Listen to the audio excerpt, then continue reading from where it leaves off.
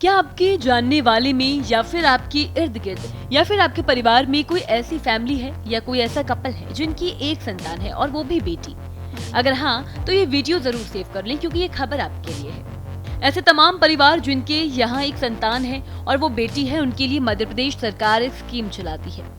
Scheme के मुताबिक ऐसे अभिभावकों को जिनकी इकलौती संतान बेटी है, उनको राज्य सरकार की तरफ से पेंशन दी जाती है। अब आप सोच रही होंगे कि आखिर ये योजना क्या है और कैसे इसका लाभ मिलता है, तो चलिए आज के इस वीडियो में हम आपको विस्तार से इस बारे में जानकारी देंगे। मध्य प्रदेश सरकार हर एक वर्ग को सशक्त करने की कोशिश करती हुई दिखाई देती है, जिसके चलते अलग अलग योजनाएं चलाई जाती है। हम ऐसे समाज में जीते हैं जहाँ पर अक्सर बेटियों को बोझ समझा जाता है और ऐसा ना समझा जाए, इसी के चलते प्रदेश की सरकार ने ऐसी कई योजनाएं शुरू की है जिससे अभिभावकों को उनकी बेटियां कभी बोझ ना लगे।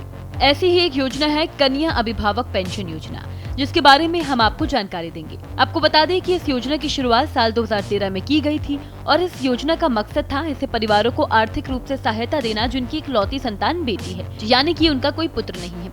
ऐसे पेरेंट्स को, ऐसे जो अभिभावक हैं, उनको प्रदेश सरकार जो है वो 60 साल की उम्र के बाद 600 रुपए की हर महीने पेंशन देगी। अब सवाल ये है कि इस योजना का आप लाभ कैसे लेंगे, तो उसमें सबसे पहला सवाल ये निकल कर आता है कि इस योजना के लिए आप कहां पर आवेदन कर सकते हैं। आपको बता दें, इस योजना के लिए आप ऑनलाइन और ऑफलाइन दोनों ही तरीके से आवेदन कर सकते हैं।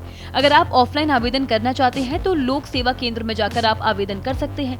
अगर आप ग्रामीण क्षेत्र में है तो ग्राम पंचायत में इसका दफ्तर आपको मिल जाएगा, वहाँ पर आप इस योजना के लिए आवेदन कर सकते हैं। शहरी क्षेत्रों में नगर निगम या फिर नगर पालिका कार्यालय में भी आप इस योजना का आवेदन पत्र ले सकते हैं। वहीं अगर आपको ऑनलाइन आवेदन करना है तो ऑनलाइन आवेदन करना चाहते हैं तो मध्य प्रदेश सरकार की वेबसाइट socialjustice.mp.gov.in यानी कि इन पर जाकर आप लॉगिन कर सकते हैं और आपको इस योजना का फॉर्म मिल जाएगा। वहीं एक बड़ा सवाल ये भी है कि इस प्रोसेस में दस्तावेज यानी कि कौन कौन से डॉक्यूमेंट्स जो हैं वो आपको लगवाने पड़ेंगे, और इससे पहले ये भी जानना बहुत जरूरी है कि आप उस योजना के पात्र है भी या फिर नहीं, ये भी एक बड़ा सवाल है। देखिए, मध्य प्रदेश के मूल निवासी इस योजना का लाभ सीधा उठा सकते हैं। ऐसे दंपत्ति जिनमें किसी एक की आयु 60 साल से या उससे अधिक हो चुकी है, वो इस योजना का लाभ उठा सकते हैं। दंपत्ति की एकमात्र संतान पुत्री यानी कि बेटी होनी चाहिए, ये कंपलसरी है। साथ ही जो दंपत्ति है यानी कि जो पेरेंट्स हैं वो इनकम टैक्स पेयर नहीं होना चाहिए।